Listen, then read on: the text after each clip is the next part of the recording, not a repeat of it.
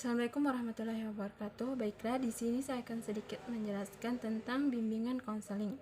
Yang pertama adalah miskonsepsi bimbingan dan konseling. Pengertian miskonsepsi. Miskonsepsi atau salah konsep menunjuk pada suatu konsep yang tidak sesuai dengan pengertian ilmiah atau pengertian yang diterima para pakar dalam bidang itu.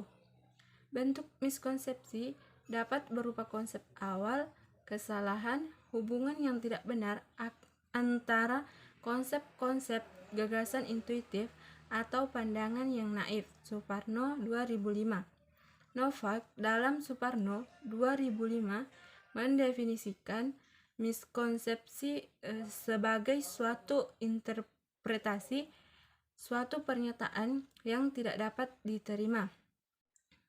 Dari beberapa teori di atas tergambarkan dengan jelas bahwa miskonsepsi adalah sebuah interpretasi, pandangan naif, dan definisi yang tidak akurat terhadap suatu konsep yang tidak dapat diterima karena bertentangan dengan pengertian ilmiah. Selanjutnya, faktor penyebab miskonsepsi. Bimbingan konseling dalam masyarakat. Problematika dalam pelaksanaan BK di masyarakat pada dasarnya disebabkan karena adanya pandangan yang keliru dari masyarakat. Pandangan yang keliru tersebut antara lain: 1. Layanan bimbingan dan konseling dapat dilakukan oleh siapa saja. 2. Bimbingan dan konseling hanya untuk orang yang bermasalah saja. Memang tidak dipungkiri bahwa salah satu tugas utama bimbingan dan konseling adalah untuk membantu dalam menyelesaikan masalah. Tetapi sebenarnya juga peranan bimbingan konseling itu sendiri adalah melakukan tindakan preventif agar masalah tidak timbul dan antisipasi agar ketika masalah yang sewaktu-waktu datang tidak berkembang menjadi masalah yang besar. Yang ketiga, keberhasilan layanan bimbingan konseling tergantung kepada sarana dan prasarana. 4. Konselor harus aktif, sedangkan konseling harus atau boleh pasif. Yang kelima, menganggap hasil pekerjaan bimbingan dan konseling harus segera terlihat. Yang ke bagian selanjutnya, miskonsepsi bimbingan dan konseling. Di Indonesia, bimbingan dan konseling masih tergolong baru sehingga muncul kesalahpahaman tentang bimbingan dan konseling di berbagai pihak. Prayitno dan Erman Amti 2004. Kesalahpahaman yang sering dijumpai di lapangan antara lain adalah: 1. Bimbingan dan konseling disamakan saja dengan atau dipisahkan sama sekali dari pendidikan. Yang kedua, konselor di sekolah dianggap sebagai polisi sekolah. Yang ketiga, bimbingan dan konseling dianggap semata-mata sebagai proses pemberian nasihat. Yang keempat, bimbingan dan konseling dibatasi pada hanya menangani masalah yang bersifat insidental. Yang kelima, bimbingan dan konseling dibatasi hanya untuk klien tertentu saja. Yang keenam, bimbingan dan konseling melayani orang sakit atau kurang normal. Konseling tidak melayani orang sakit atau kurang normal, tetapi konseling itu melayani orang yang sehat dan normal. Yang ketujuh, bimbingan dan konseling bekerja sendiri. Pelayanan konseling tidak mungkin dilaksanakan secara menyendiri. Konselor perlu bekerja sama dengan orang yang diharapkan bisa membantu penanggulangan masalah yang dihadapi oleh siswa. Yang kedelapan, konselor harus aktif sedangkan pihak lain pasif. Yang kesembilan, menganggap pekerjaan bimbingan dan konseling dapat dilakukan oleh siapa saja. Yang ke-10, pelayanan bimbingan konseling dianggap bisa dilakukan oleh guru bidang studi psikolog, psikoterapi, dan siapa saja bisa melaksanakan pelayanan bimbingan konseling. Pelayanan bimbingan konseling bukanlah hal yang mudah dilakukan oleh karena itu, bimbingan konseling bisa dilaksanakan oleh konselor atau guru bimbingan konseling yang ahli dan terampil. Yang ke-11, pelayanan bimbingan dan konseling berpusat pada keluhan pertama saja. Menyamakan pekerjaan bimbingan dan konseling dengan pekerjaan dokter atau psikiater. Yang ke-11, menganggap hasil pekerjaan bimbingan dan konseling harus segera dilihat. Yang ke-12, menyamaratakan cara pemecahan masalah bagi semua klien. Yang ke-13, memusatkan usaha bimbingan dan konseling hanya pada penggunaan instrumentasi bimbingan dan konseling. Yang ke-13, bimbingan dan konseling dibatasi pada hanya menangani masalah-masalah ringan saja. Selanjutnya, definisi bimbingan konseling. Crow dan Crow menyatakan bahwa bimbingan adalah bantuan yang diberikan oleh seorang laki-laki atau perempuan yang memiliki kepribadian yang memadai dan terlatih dengan baik kepada individu setiap usia untuk membantunya mengatur kegiatan hidupnya sendiri, mengembangkan pandangan hidupnya sendiri, membuat keputusan sendiri, dan menanggung bebannya sendiri. Bimbingan menurut Muhammad Surya adalah suatu proses pemberian bantuan yang terus-menerus dan sistematis dari pembimbing kepada yang dibimbing agar tercapai kemandirian dalam pemahaman diri, penerimaan diri, pengarahan diri, dan perwujudan diri dalam mencapai tingkat perkembangan yang optimal dan penyesuaian diri dengan lingkungan. Konseling menurut Winkel adalah sebagai serangkaian kegiatan paling pokok dari bimbingan dalam usaha membantu konseling atau klien secara tatap muka dengan tujuan agar klien dapat mengambil tanggung jawab sendiri terhadap berbagai persoalan atau masalah khusus. Tolbert juga mengemukakan pendapatnya tentang konseling. Konseling adalah hubungan pribadi yang dilakukan secara tatap muka antara dua orang dalam konselor melalui hubungan itu dengan kemampuan khusus yang dimilikinya. Berdasarkan definisi-definisi yang dikemukakan di atas, dapat disimpulkan bahwa bimbingan dan konseling merupakan salah satu cara untuk memberikan bantuan kepada seseorang secara terus-menerus dan sistematis oleh seorang yang berkompeten melalui wawancara, baik secara langsung maupun tidak langsung antara dua orang dengan menggunakan metodologi psikologis dan sebagainya, agar orang tersebut mampu mendapatkan pemahaman yang lebih baik atas dirinya dan dapat berkembang menjadi pribadi yang mandiri.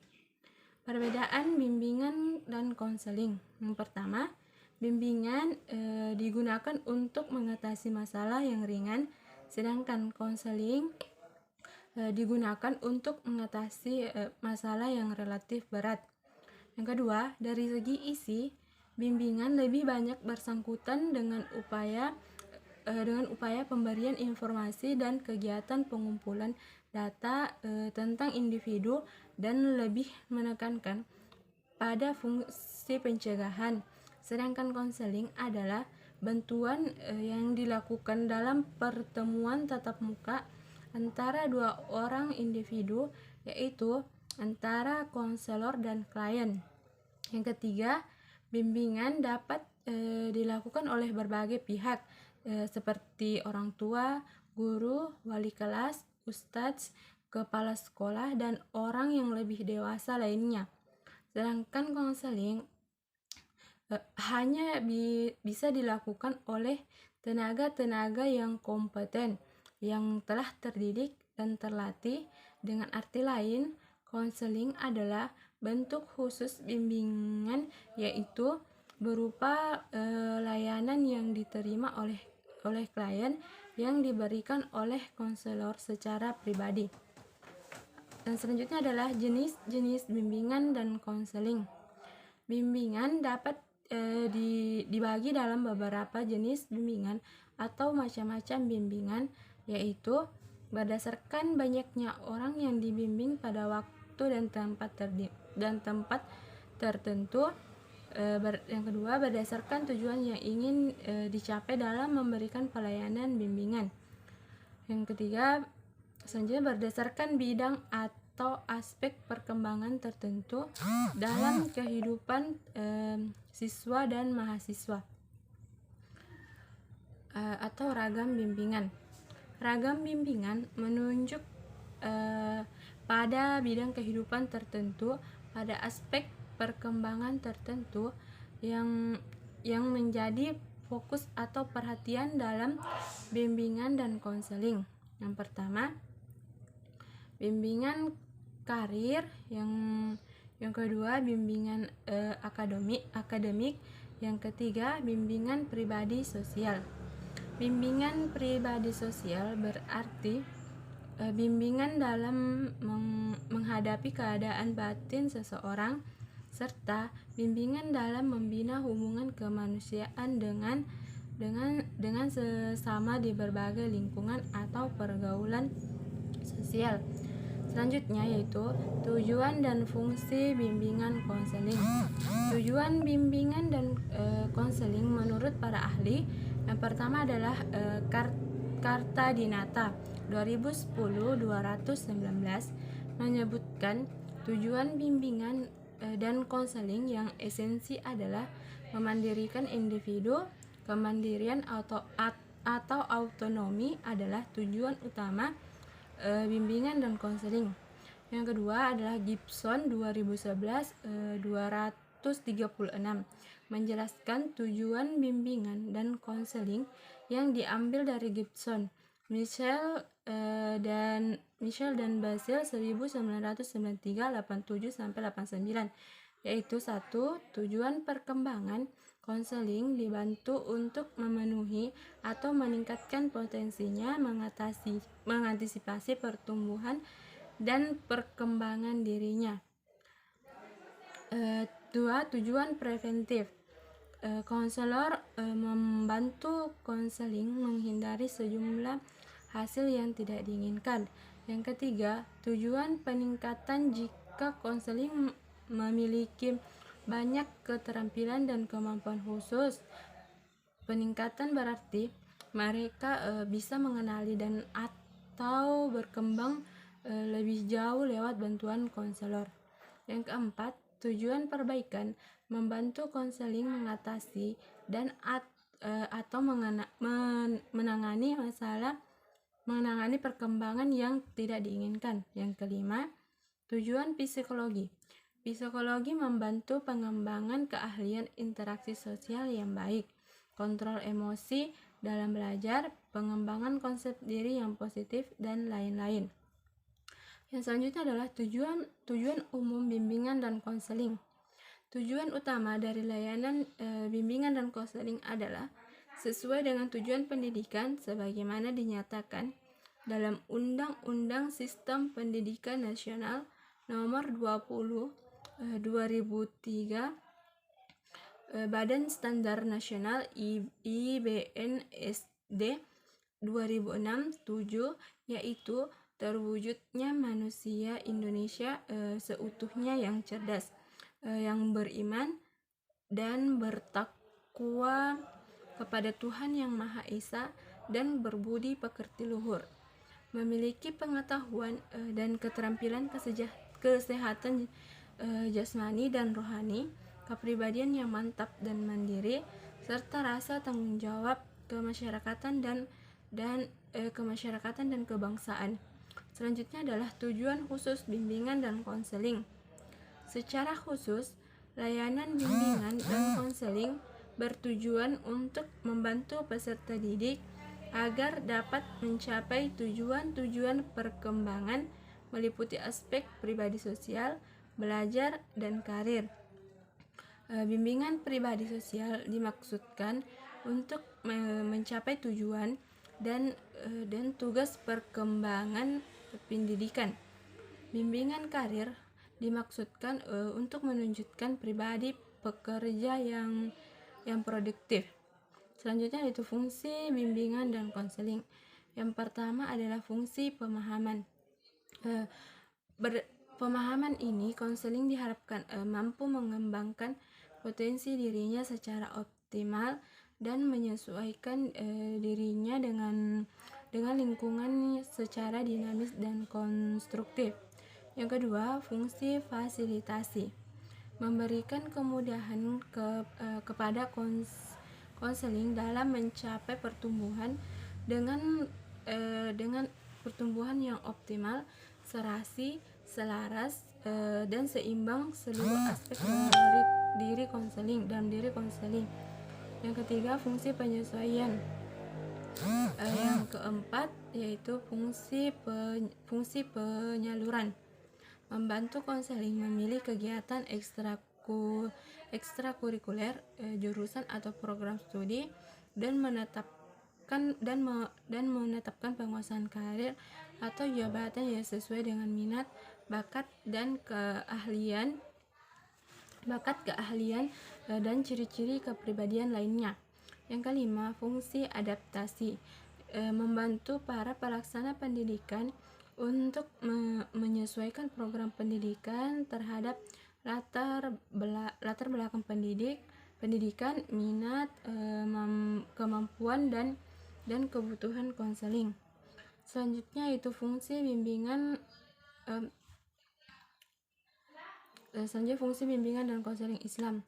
Fungsi utama bimbingan dan konseling dalam Islam yang hubungannya dengan kejiwaan tidak dapat terpisahkan dengan masalah spiritual atau keyakinan. Islam memberikan bimbingan kepada manusia agar kembali kepada Al-Quran dan As-Sunnah. Selanjutnya yaitu prinsip-prinsip bimbingan konseling. Prinsip-prinsip bimbingan dan konseling merupakan pemanduan hasil-hasil teori dan praktek yang dirumuskan dan dijadikan pedoman sekaligus dasar bagi penyelenggaraan pelayanan. Prinsip-prinsip BK Harditono yang dikutip oleh Bimo Walgito mengemukakan beberapa prinsip bimbingan dan konseling sebagai berikut. Yang pertama, bimbingan dan konseling dimaksudkan untuk anak-anak, orang dewasa, dan orang-orang yang sudah tua. Kedua, tiap aspek dari kepribadian seseorang menentukan tingkah laku orang itu. Yang ketiga, usaha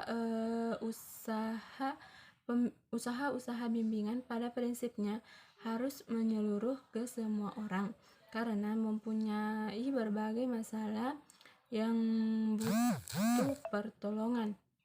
Yang keempat adalah sehubungan dengan prinsip kedua, semua guru di sekolah seharusnya menjadi pembimbing karena murid juga membutuhkan bimbingan. Yang kelima, sebaiknya usaha pendidikan adalah bimbingan sehingga alat-alat dan teknik mengajar juga sebaiknya mengandung suatu dasar pandangan bimbingan. Yang keenam, bagi anak-anak haruslah kita ingat bahwa sikap orang tua dan suasana rumah sangat mempengaruhi tingkah laku mereka. Yang ketujuh, fungsi dari bimbingan ialah menolong orang supaya berani dan dapat memikul tanggung jawab sendiri tanggung jawab sendiri dalam mengatasi kesukaran yang dialaminya.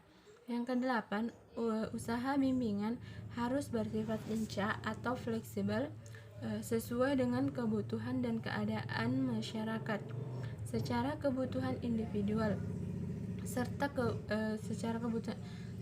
Selain itu, Prayitno membagi tentang prinsip-prinsip layanan bimbingan konseling menjadi 4 kelompok, yaitu yang pertama, prinsip-prinsip berkenaan dengan sasaran layanan.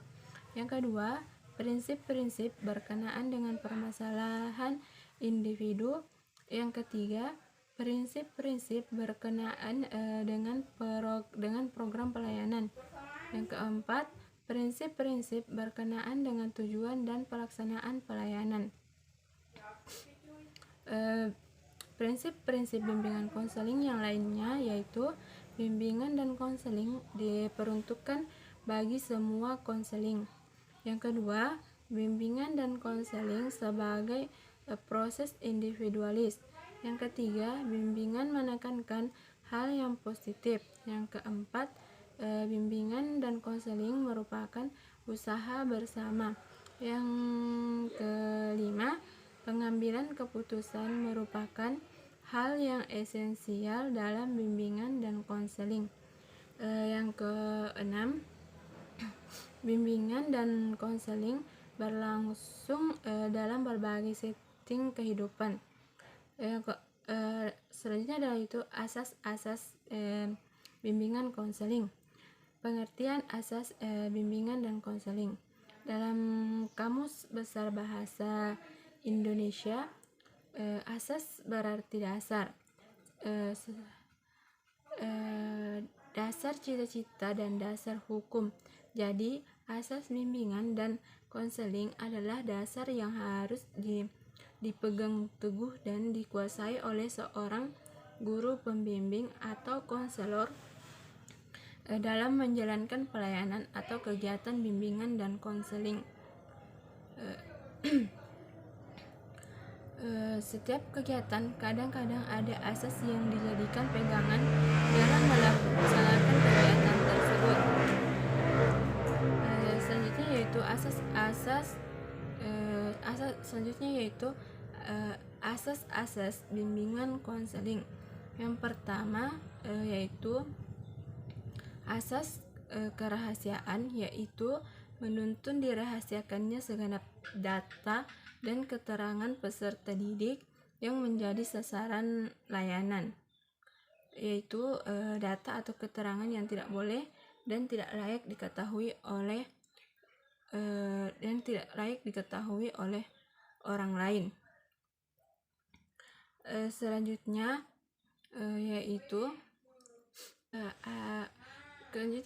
asas kesukarelaan.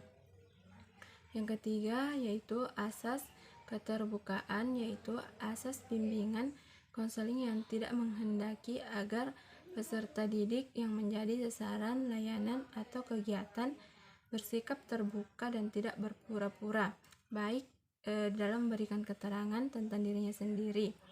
Yang keempat yaitu asas kekinian. Contoh asas kekinian yaitu konselor tidak banyak fokus pada masalah yang telah dihadapi, tetapi konselor harus terus memantau perkembangan konseling baik fisik dan psikisnya. Yang kelima adalah asas kemandirian. Ciri asas kemandirian. Selanjutnya yaitu asas kegiatan, yaitu asas bimbingan konseling yang menghendaki agar peserta didik yang menjadi sasaran layanan berpartisipasi secara aktif dalam penyelenggaraan layanan atau kegiatan. Selanjutnya yaitu asas kedinamisan.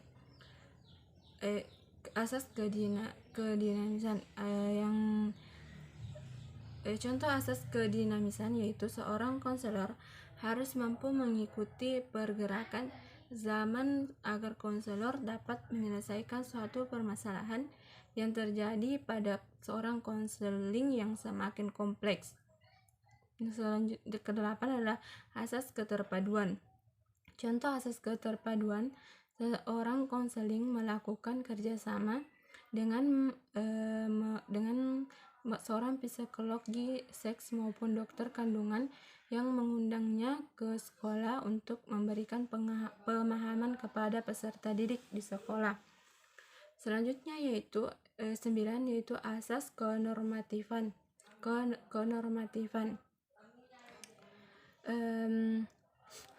Yang ke-10 yaitu asas keahlian, yaitu asas bimbingan konseling yang menghendaki agar layanan tersebut diselenggarakan atas dasar kaidah-kaidah profesional. Asas selanjutnya yaitu asas alih tangan, yaitu asas bimbingan konseling yang menghendaki agar pihak-pihak yang tidak mampu menyelenggarakan layanan ini secara tepat dan tuntas atas suatu permasalahan, peserta didik mengalih tangankan permasalahan itu kepada pihak yang lebih ahli. Adapun kepada pihak yang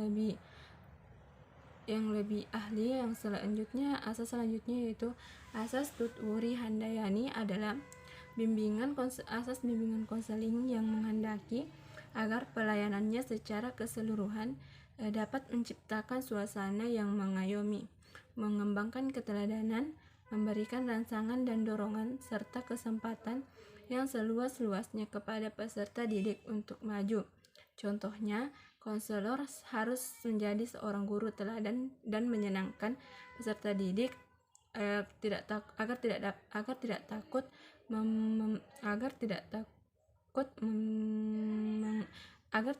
takut menceritakan masalahnya. Baiklah, itu saja dari saya. Sekian. Wassalamualaikum warahmatullahi wabarakatuh.